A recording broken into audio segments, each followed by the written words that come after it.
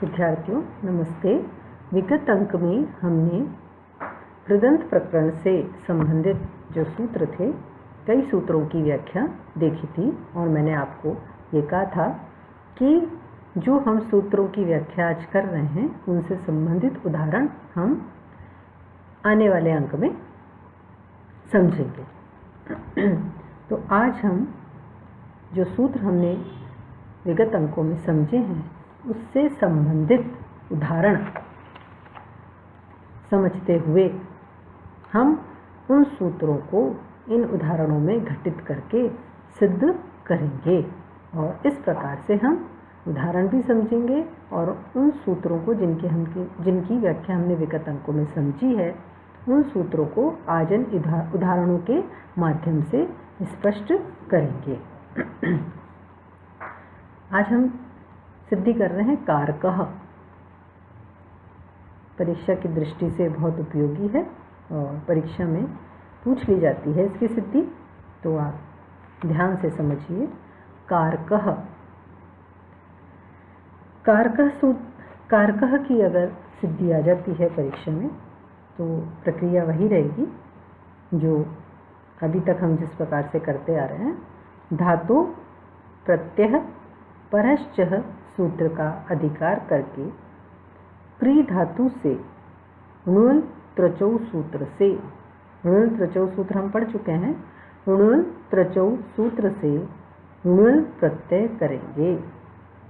धातु प्रत्यय परश्च सूत्र का अधिकार करके क्री धातु से परे णुल त्रचौ सूत्र से हम णुल प्रत्यय करेंगे। हम णुल त्रचौ सूत्र की व्याख्या समझ चुके हैं विगत अंक में।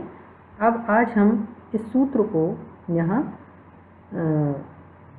इस सूत्र के माध्यम से आज हम कारकः रूप को सिद्ध करेंगे। णुल त्रचौ सूत्र से हम क्री धातु से णुल प्रत्यय करेंगे। अब णुल में ल की हलंत्यम से संज्ञा हो जाएगी, ण की चोटु सूत्र से संज्ञा हो जाएगी। चोटु सूत्र प्रत्यय के आदि में स्थित चकार और ट वर्ग की संज्ञा करता है, ट ढ ण। ल जो है अंतिम है, इसलिए ल की हलंत्यम से। णुल में जो नकार है उसकी चुटु सूत्र से संज्ञा हो जाएगी, यानी अनुबंध लोप होकर क्री धातु से शेष रहता है वो, ह्रस्वकार वो। अब युवार नाकौ सूत्र है जो कि वु के स्थान पर अक आदेश करता है और यू के स्थान पर अन आदेश करता है। तो यहाँ पर वु है, वु में युवार नाको सूत्र से वु के स्थान पर अक आदेश होगा। क्री धन यू के स्थान पर होकर अक होकर अक। अब यहाँ पर अचो यणिति सूत्र से री को वृद्धि क्या होगी? री को गुण होता है अ, वृद्धि होती आ, किंतु आप ये जानते ही होंगे, MA उत्तरार्ध के विद्यार्थी हैं, ये बताने की वैसे आवश्यकता नहीं है कि री के स्थान पर जो भी गुणवृद्धि आदेश होगा वह र पर होगा, उसके पश्चात में रकार आएगा। कौन से सूत्र से? उरण रपर सूत्र से।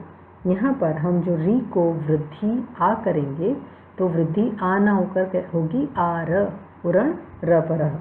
सूत्र यही कहता है कि री के स्थान पर जो भी कार्य होगा वो र पर होगा, र पर होगा, उसके पश्चात रकार आना चाहिए। तो यहाँ पर अचो यणिति सूत्र जो कि कहता है यत या णित परे होने पर, यत या णित परे होने पर अजंत अंग को वृद्धि करता है। तो क्री में जो री है स्वर है, ये अंत में है, इसलिए इसको वृद्धि होगी आ, और उरण र पर सूत्र से वृद्धि होगी आर, क आर और अक। अब रूप हमारा मिलाने पर बनेगा कारक। रूप हमारा बना कारक। कृत तद्धित समासाश्चय से प्रातिपदिक संज्ञा और सुऔजस से सु आदि प्रत्ययों का प्रयोग करके और सु को रुत और विसर्ग करके हमारा रूप बनेगा कारकः। फिर से हम इसकी व्याख्या समझते हैं। परीक्षा में यदि आ जाता है कारकः, तो धातु, प्रत्यय, परश्च इन सूत्रों का अधिकार करके क्री धातु से णुल त्रचौ सूत्र से हमने णुल प्रत्यय किया। अगर आपसे कोई पूछता है कारक में कौन सा प्रत्यय है, तो अब आप बता सकते हैं क्री धातु है, णुल प्रत्यय है, क्योंकि अब आपको ये समझ में आ गया है कि णुल में वो शेष रहता है, वो को अक आदेश हो जाता है और वृद्धि आदि कार्य होकर हमारा कारक रूप बनता है। तो यहाँ पर कारक से हम पहचान लेंगे कि यहाँ पर कौन सा प्रत्यय है, णुल प्रत्यय है। और णुल प्रत्यय में वो को अक हो जाने से हम पहचान सकते हैं कि कारक अक अंत में शेष रह रहा है, तो कौन सा प्रत्यय हो सकता है, णुल। णुल त्रचौ सूत्र से होगा णुल प्रत्यय, णुल प्रत्यय कर दिया। अनुबंध लोप, ल के हलंत्यम से ण की चुटु सूत्र से इत संज्ञा होकर क्री धातु से हमारा रूप बना वो। अनुबंध लोप होकर णुल से बचा वो, क्री धन वो। अब सूत्र हमारा प्रवृत्त होगा युवार नाको, जो यू के स्थान पर वो के स्थान पर अक आदेश कर देगा, क्री धन अक। क्री धन अक होने पर यहाँ पर अचो यणिति सूत्र की प्रवृत्ति होती है, जो कि री के स्थान पर वृद्धि आ कर रही है, किंतु उरण र पर सूत्रानुसार वह वृद्धि र परक होगी, यानी हमारी वृद्धि होगी आर। तो क आर धन अक। अब हम जो मिला देंगे क आर मिला देंगे तो कार और की और अक, वो को जो हमने अक किया इसको मिला देंगे तो हमारा रूप बनेगा कारक। अब जब कारक रूप बन गया तो वही प्रक्रिया रहेगी, कृत तद्धित समासाश्चर्य से कारक की प्रातिपदिक संज्ञा, सुऔजस से सु प्रत्यय की प्राप्ति, ससजुष रूप से सु में से शेष अनुबंध लोप करने पर स शेष रहेगा, ससजुष रूप से स को रुत्व, रुत्व में से फिर रकार बचेगा लोप होकर, और खरव सानियो विसर्जनीय से र को विसर्ग होकर हमारा रूप बनेगा कारकः। अब हमारा रूप बनता है कर्ता। हमने णुल प्रत्यय का उदाहरण देख लिया, णुल प्रत्यय से बना कारकः। इस प्रकार से हम प्रत्ययों की पहचान करेंगे। शब्द को देखकर हम प्रत्यय की पहचान कर सकते हैं कि कारक में अक शेष है तो णुल प्रत्यय है। कर्ता, कर्ता में कौन सा प्रत्यय होगा, त्रिच प्रत्यय। कर्ता में होगा त्रिच प्रत्यय। णुल और त्रिच प्रत्यय करने वाला सूत्र कौन सा है, णुल त्रिचौ। तो कारक में भी णुल त्रिचौ सूत्र की प्रवृत्ति होगी और कर्ता में भी णुल त्रिचौ सूत्र की प्रवृत्ति होगी। कर्ता, कर्ता में क्री धातु से हमने त्रिच प्रत्यय किया, प्रक्रिया वही रहेगी। धातु प्रत्यय परश्च सूत्र का अधिकार करके क्री धातु से णुल त्रचौ सूत्र से हमने त्रिच प्रत्यय किया। कर्तृकृत से यहाँ पर कर्ता अर्थ में होगा, कर्तृकृत से यहाँ पर किस में होगा, कर्ता अर्थ में होगा। क्री धातु से हमने यहाँ पर त्रिच प्रत्यय कर दिया। त्रिच में ये हमें यहाँ पर इंगित करनी होगी बात कि कर्तृकृत से यहाँ पर ये कर्ता अर्थ में प्रयुक्त हुआ है। क्री धातु से हमने जब त्रिच प्रत्यय कर दिया तो त्रिच में च की हलंत्यम से इत संज्ञा व लोप होकर शेष रहेगा त्रिच में से त्रि, तो हमारा रूप बनता है क्री धन त्रि।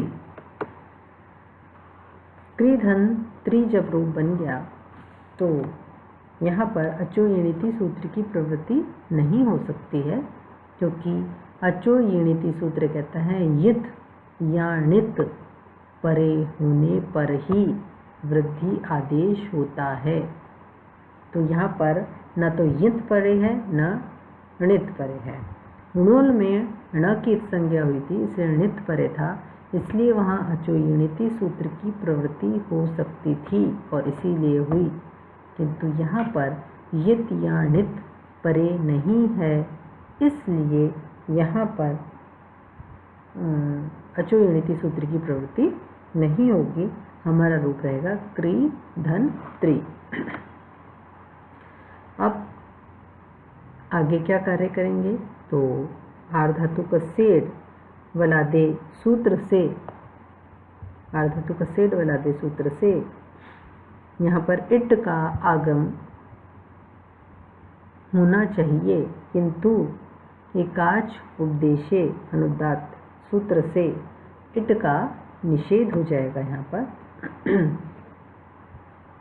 और हमारा रूप जो है क्री और त्रि है। पहले हम क्री और त्रि जब शेष रह जाता है तो आर्धातु का सेड वाला देह सूत्र लगाने से पूर्व हम सूत्र लगाएंगे सार्धातु का आर्धातु का योग, सार्धातु का आर्धातु का योग। सार्धातु का आर्धातु का सूत्र कहता है सार्धातु या आर्धातु संज्ञक प्रत्यय परे होने पर इगंत अंग को गुण होता है। त्रिच यहाँ आर्धातुक प्रत्यय परे है, इसलिए क्री के री को गुण, गुण क्या होता है अ, किंतु रण र पर है से र परक होगा तो गुण होगा अर होकर हमना बना क्री को जब हमने आदेश कर दिया तो बना रूप कर और धन त्रि। अब आर्धातु का सेड वाला आदेश से इट का आगम होता है, किंतु एकाच उपदेश अनुदात सूत्र जो है इसका निषेध कर देता है, यानी हमारा रूप कर धन त्रि यथावत रहता है। अब कर र में हलंत है, कर र में हलंत धन त्रि। जब हम इसको लिखेंगे तो र में हलंत है तो हमारा रूप बन जाएगा कर्त्री। कृत तद्धित समासाश्चय से प्रातिपदिक संज्ञा, सुओजस से सु की प्राप्ति और सु को सु में उपदेशीय जननासिक से इत संज्ञा हो जाएगी। सु में जो उकार है उसकी तो स शेष रहेगा। स सजुषुरु से स को रुत्व और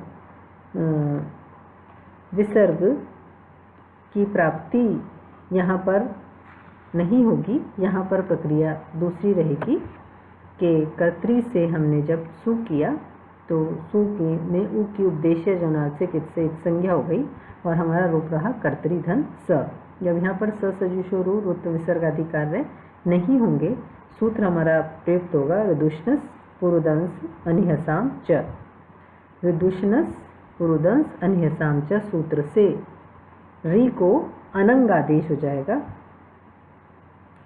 री को अनंग आदेश जब हम कर देंगे तो हमारा रूप रहेगा कर्ती अनंग और स।